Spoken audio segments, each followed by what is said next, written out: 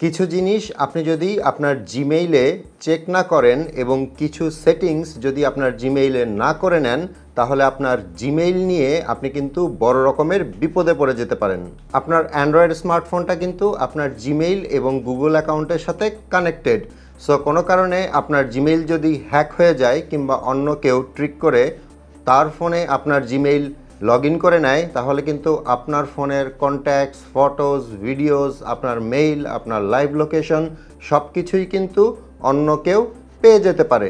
আপনার উচিত হবে আপনার জিমেইলটাকে ম্যাক্সিমাম সিকিউরিটি দেওয়া, তাহলে আপনি অনেকখানি সেফ থাকবেন। এখন আমি দেখিয়ে দিচ্ছি আপনার জিমেইল থেকে কী কী জিনিস আপনি চেক করবেন এবং কী কী সেটিংস চেঞ্জ করে নেবেন। বাট তার আগে একটু বলে নেই, আমার এই ইউটিউব চ্যানেল এবং ফেসবুক পেজে আপনারা পাবেন এই টিউটোরিয়ালটার মতো আরও অনেক টিউটোরিয়াল এবং মোবাইল রিলেটেড বিভিন্ন রকমের টিপস অ্যান্ড ট্রিক্স। সো আমার পরবর্তী নতুন নতুন ভিডিওগুলো দেখার জন্য ইউটিউব চ্যানেলটাকে সাবস্ক্রাইব করে নিতে পারেন এবং ফেসবুক পেজটাকে ফলো করে রাখতে পারেন। যারা অলরেডি এই কাজগুলো করে ফেলেছেন, থ্যাংক ইউ সো মাচ।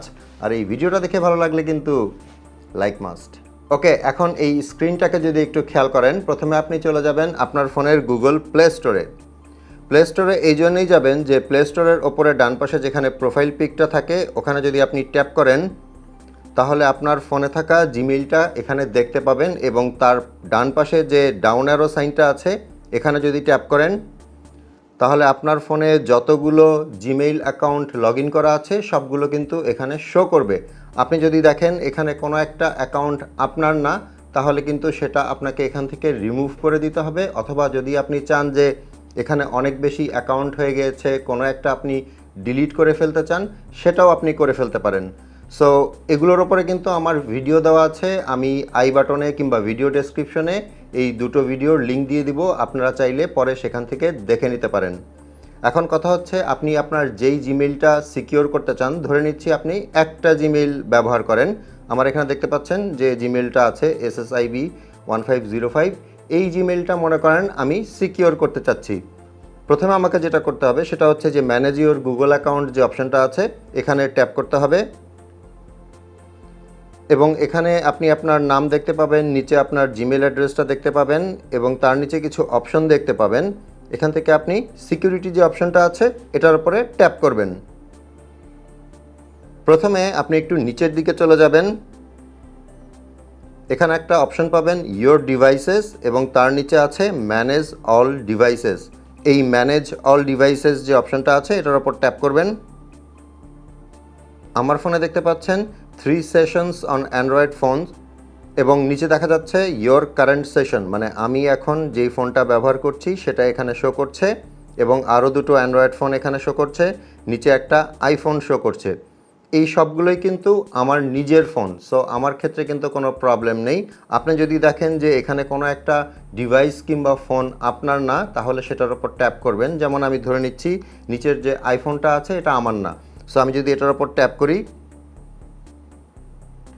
এখানে একটা অপশন দেখতে পাচ্ছেন সাইন আউট, এটার উপর যদি আপনি ট্যাপ করে দেন তাহলে কিন্তু ওই ফোনটা কিংবা ডিভাইসটা থেকে আপনার জিমেইলটা লগ আউট হয়ে যাবে।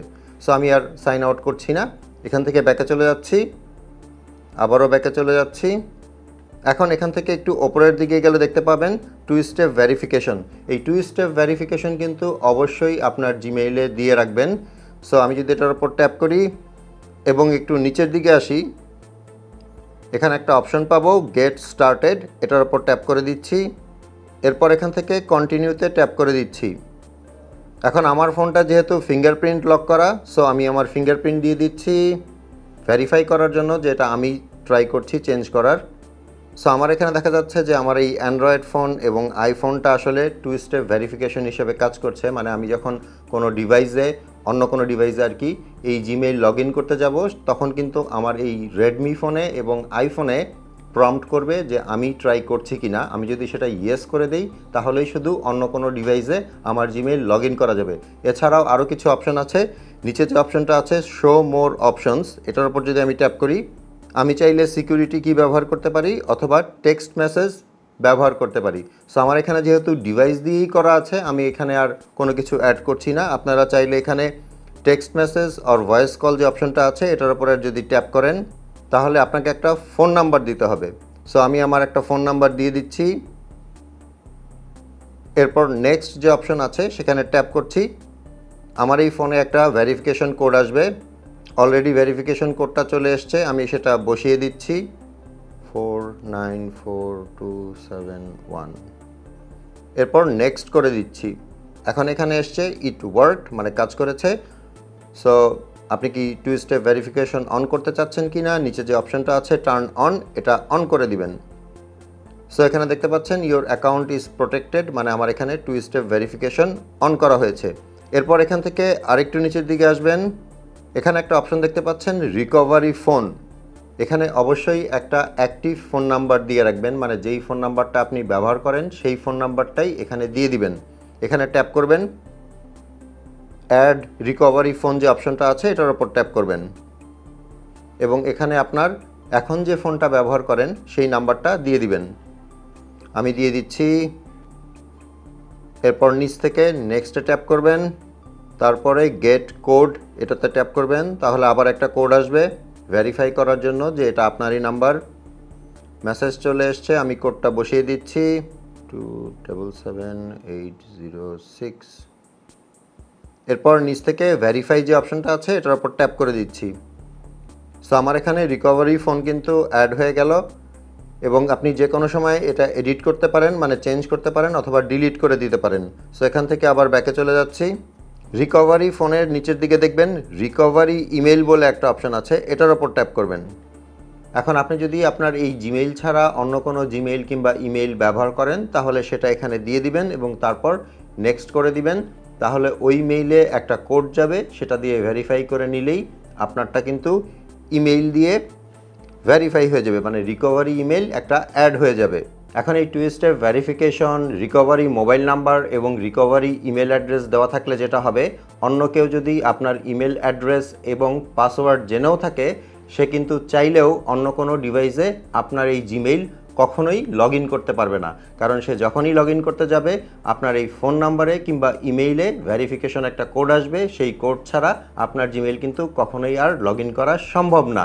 আর এখানে আমি প্রথম যে স্টেপটা দেখিয়েছিলাম, মানে অন্য কোনো ডিভাইসে এখন আপনার জিমেইল লগ ইন করা আছে কি না, এরকম যদি কোনো কেসেস হয় তাহলে কিন্তু আপনি ওখান থেকে লগ আউট করার পরে অবশ্যই আপনার জিমেইলের পাসওয়ার্ডটা চেঞ্জ করে নেবেন। জিমেইলের পাসওয়ার্ড কিভাবে চেঞ্জ করতে হয় সেটার উপরেও কিন্তু আমার ভিডিও দেওয়া আছে, আমি এই ভিডিওর ডেসক্রিপশনে সেই ভিডিওর লিঙ্ক দিয়ে দিব, আপনারা চাইলে সেখান থেকে দেখে নিতে পারেন। হোপফুলি এই ভিডিওটা আপনাদের অনেক উপকারে আসবে, ভালো লাগলে অবশ্যই একটা লাইক করে দিবেন। আপনাদের সাথে আমার দেখা হবে পরের ভিডিওতে ইনশাল্লাহ। সে পর্যন্ত সবাই ভালো থাকবেন। আসসালামু আলাইকুম।